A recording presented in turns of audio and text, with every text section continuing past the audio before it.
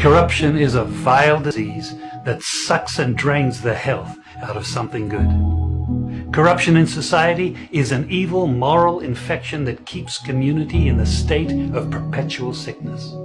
Corruption is a moral virus. It's so potent it leaves its host sick, lethargic, and unable to realize and accomplish all that a well person can. Where corruption thrives, poverty and not prosperity thrives.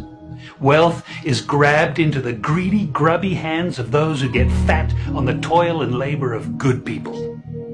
Corruption benefits, only temporarily, those who participate in it.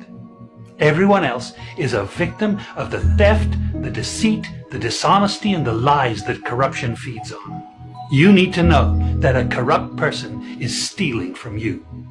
Corruption is filthy work and despicable acts of treachery done under the table and behind closed doors.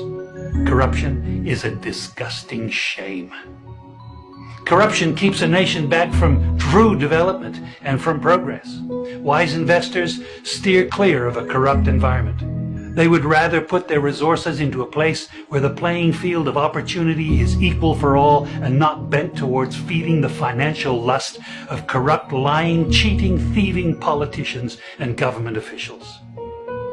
How many wonderful development projects have been lost because the investors didn't want to do business in a swamp of evil? When those great projects go to another nation or to some other place, we all lose. Believe me when I tell you that corruption steals from you, it steals from all of us. Corruption plunders the nation's wealth. Corruption people compromise on truth, equity, and fairness, choosing instead to feed off the short-term benefits of crookedness, exploitation, and financial perversion. Corruption is not just a personal matter, it's a culture. It's a way of life, not just for individual people, but for companies, communities, governments, and nations. Corrupt nations, hiding behind large companies, will seek to invest in other weak nations in order to take over the assets of the nation that they've invested into.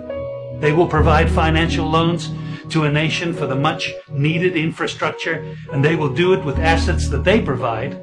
They will sign contracts by lining the pockets of rotten government officials who participate in this kind of corruption and are then held hostage by their own deceit and greed. Corruption is nothing less than a form of theft and national robbery. A corrupt person steals from everyone in society. We all lose when corruption is rampant. Those who participate in corruption have chosen evil over good, lies over truth, and personal gain over well-being of all. To be corrupt means to be rotten. When meat is corrupt, it's rotten, and it stinks. Rotten meat can't be eaten. When a person is corrupt, he's rotten and unfit for a place in the community. A corrupt person should be jailed in order to protect society from the vile deeds of the corrupt person. Government should be protecting us from the foul results of corruption instead of being the proponents and participants in corruption. When corruption is systemic, when it's a culture and a way of life, when corruption thrives, it destroys the health of the community and nation. Now let me tell you something. Defeating corruption is a very difficult thing. The love of money is the root of all evil, the Bible says. People who love money will do almost anything to get it. Those who choose to stand up against corruption, you need to know that we're going to be involved in a war.